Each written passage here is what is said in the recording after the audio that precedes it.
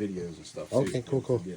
So this system right here, this is called an iron breaker. So what it's doing for you is getting rid of the iron that's in your water and the sulfur. So the sulfur is like the rotten egg smell if you get any of that at all. And then the iron is like the red staining and stuff you see in your toilets and everything like that. So that's your iron coming out of the aquifer there. Okay. This system right here, this is called a water softener. So this is connected to that salt tank. And what this is doing for you is it's getting rid of the hardness in your water. So that's like the white chalky buildup you get on your faucets or the flow restrictors and everything, and the dry feeling that you get to the skin there. So that's what type of filter system you have here. This tank right here, this isn't a filter system. This is your pressure tank. So what this does for you, it creates your pressure throughout the house. And then this inner workings right here, this is your pressure switch gauge, relief valve, and then your boiler drain there. That's the brains of the well pump that's located out in your wherever your well is located in the yard there. So that well, that's where you're getting your water source from. Down inside that well, you have a well pump down inside of there. So without any of this workings right here, your well pump wouldn't know what to do. So what they do is they pull the truck up to wherever your well is at, and they drill it way on down until they hit an underground aquifer, and then you submerge your well pump down inside of there. So this pipe right here, as you track it up, you see it goes up, and then it's probably going out that way.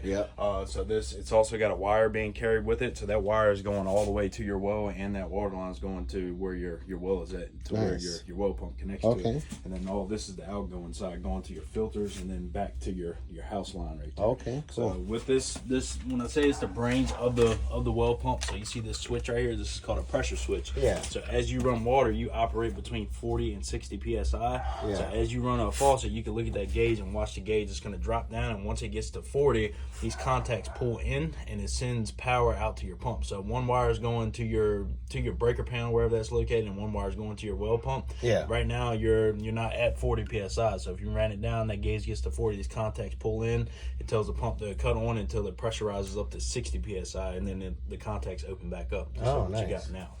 So that's the brains of the well pump that you got. But that's kind of like just a rundown of what you got there. It's a simple system. A lot of houses have iron breakers and water softeners in them, so that's usually what the different water chemistries are in Virginia, especially in this area. You're going to be running into having iron issues or hardness. So you can have sulfur. There's all kinds of different things there. So with the system, so with our service, what I'm actually doing, I'm going into the actual heads of them, and I'm replacing the inner working parts inside of these filters. So inside of this filter, same thing in this one. So you have just the motherboard. This has all your settings and everything on there. So when this thing is regenerating and backwashing and cleaning itself, you see this gear wheel right here. This has a gear on the back of the motherboard there. So when it does a cycle, it's turning this gear wheel. On the back side of this has a piston drive and then a stack assembly that the piston drive is going through. So what that thing is doing, as that wheel is turning, it's moving your piston back and forth, but that's also turning the stack assembly on the inside, telling the filter when it's got to do a backwash or a brine draw, whichever cycle that it's in there. This one has got a little bit different settings. It's got a backwash, it's got a rinse, it's got a brine draw when it's pulling salt water inside of it, and then it has another backwash, and then it's going to put a 15-minute fill cycle. So it's going to put water into the salt tank for the next go around when this thing is going to go off and clean itself. So the way that these systems work, your iron breaker, this thing inducts air inside of it. So when you get up, it's probably going off. Well, let's see. I'm gonna put this down real quick. So, that way we can get an idea. I don't know what your settings are on here. All right, so this thing is going every 3 days, and it starts up at 1 o'clock and finishing up at 2. So every 3 days, when you see this thing flashing regen, that means this filter is going to go off and clean itself for an hour. So at the 1 o'clock and 2 o'clock range, you're probably hearing like a train. Sounds like a bunch of water running out here. So that's what this one's doing. This one's going every 14 days, starting at 2 o'clock, finishing up at 3 o'clock. So you can have them go off at the same day. They just have to go off at a different time. You can't have them going off at the same time because they're sharing the same discharge pipe. You want too much flow going through there. So the way that this iron breaker works, you'll hear this one going off. It does a backwash, and then it'll sound like it's gurgling down here. It's a little bit quieter. So what that's doing is it's pulling air inside of this tank. And now what you're doing, you're oxidizing your iron that's coming through your well. So if I poured it out of that blue tank right there, your well tank, and put it in a clear bucket, you're not going to be able to see the iron in there if you do have iron. So when you induct oxygen to your iron, you're turning it into a ferrous particle, and it's getting trapped inside the bed, and then it sends it off to backwash out to waste. Same thing with this softener here. Instead of inducting air, it's pulling in salt water, because salt water has a positive charge.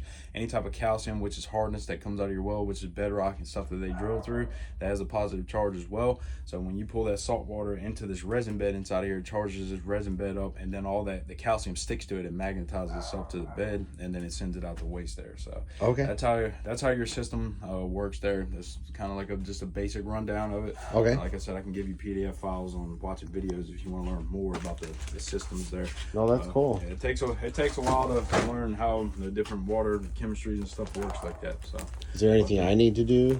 No, so all you have to do down here is you have to come down here and make sure that these clocks are set correctly. So you see where it says going off at 1 o'clock? Yeah. So if this main clock is set incorrectly, so it's saying that it's 8:17, so you're an hour off pretty much.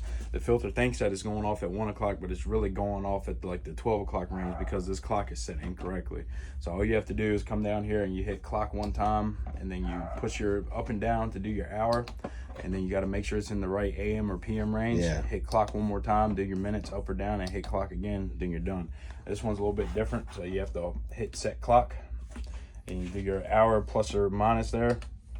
Hit set clock one more time, do your minutes, hit set clock again, and then you're done. Okay.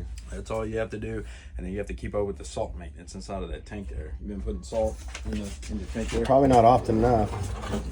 Yeah, you don't. There's no salt in there, so you've probably been noticing a lot of your skin's probably real dry and stuff. Yeah. That's because this filter, it doesn't have any salt water being delivered to it. So what you have to do, you have to get. Is it bad for the system to not have salt? Yeah, if you don't have salt, it's not going to work, and then over time, it's going to kill this bed inside of here. Oh, so I don't know how long it's been sitting. How long do you think the salt tank hasn't had salt in it? I think it's been have you put salt in here since you? Yeah. So probably last time I did was probably a month or so ago, maybe 2 months. I got you. Yeah. So if you've been putting salt into it, but it's probably gone 6 or 8 months without salt. Yeah. Here you're going to be using about 1.5 bags every 2 months with the settings that you have in here with the frequency. 1.5 bags every 2 months. Every 2 months. That's what you're going to be using. So I put like 5 bags in there last time I did it. Yeah. So you probably depleted all the way down like it is now, and then you're just topping it back off. So that tank right there, it's a 250-pound capacity tank in there. So it's 5 50-pound bags in there. So the rule of thumb that we always tell everybody is don't let it go all the way down. You want to keep it about half full. So okay. That way you always got salt getting pulled inside of here. And the type of salt that you want to use, you can get it at Home Depot or Lowe's. With that kind of salt, it's called solar salt there. Or I don't know what kind of brands that they got there. We get our stuff from a place called Baymac up in Fredericksburg. And they have solar salt. So solar salt, it's mined from the earth, so it's a little bit more organic. The stuff you get at the home centers like Home Depot and Lowe's, it's man-made, so it does have chemicals in it. Yeah. We get calls all the time because most of the times our salt tanks, they're a white tank, so they put like a black soot line in there. People think it's mold, but it's not. It's just the chemicals that they have. So I like to use actual solar salt from Baymac. It's a blue or green bag. And like I said, it's more organic because you are left over with salt in your system. So if you drink, where can I get that salt at? So we use Vamac. So it's called VAMAC. Yeah. There in Fredericksburg. Okay. Right off of Route 1 next to the Shirley Slack and across from Purvis Ford. Okay. Right there. It's a plumbing supply house right there. Can I get them delivered or? They don't. I don't think that they deliver. Okay. Yeah. I know we do offer delivery of salt, but we charge it's like $25 versus getting it there. It's probably gonna run you around like the $15 to $16 for a bag. So you guys deliver though? Yeah, we can bring salt out, but it's like $25 for us to bring it out for one bag. Yeah, for each bag. So, 5 bags would be $125. Yeah. And how often would you do that? So we can put you on a salt maintenance. I mean, we can bring it depending on how many bags. I need to do that because I don't have time. Yeah, I don't have time to do it. Yeah, I got so many things I'm doing. I'm so busy. I don't have time to I got you. Yeah, remember. So what we could do is maybe when we come out and service the systems, because you always want to service these. You want to keep up with a year of maintenance on them. Yeah. So usually we got customers out there that they can't get the salt and stuff like that. So we'll bring like 10 bags out to them, and then they have leftovers sitting. Yeah. So it's just however much you want to pay for, and then we can bring it out to you. So, I'll pay for it all. Let's just do it all. Yeah, you I don't want. I got you. Yeah, I'm too busy, man. I got you. So with us bringing salt here, you're still gonna have to come down here and open the bags up and dump it in there. Okay. So we'll just have the salt here for you, though. Okay. So we can do that. So the price to service both of these units, you're at $494. That's our cost to do it, and then however many bags of salt you want, I can get my parts guy to bring some salt to me today if you want. Okay. You want to try like 10 bags, or how many that's fine. You want to do 10 bags? Yeah. Okay. All right. And the salt that I want you to use here, I don't want you to use salt with rust remover. If you ever go out and buy your own bags, you just want regular solar salt. So the reason why you don't need salt with rust remover is because your iron breaker's getting rid of all the iron in there. Cool. So if you just had this and you had iron coming in, then you need that type of salt. Inside of there. Cool. So I'll make my phone call, my parts guy, and I'll tell him to bring me 10 bags to me, and then we can do the service today for you. Nice. And then last thing, I don't know if you ever used us before, so if you pay cash or check, it's the flat price, but if you pay with any type of card, they're going to add 4% on top of it. Oh, wow. There is a way to do an ACH transfer, and they don't charge you 4%. I don't know how to do that, though. It walks you through it on the invoice. And mail it I can do that. I can do that. Okay. All right, so I'm gonna make a phone call and get some salt up here, and then I'll come back down here and start working on this.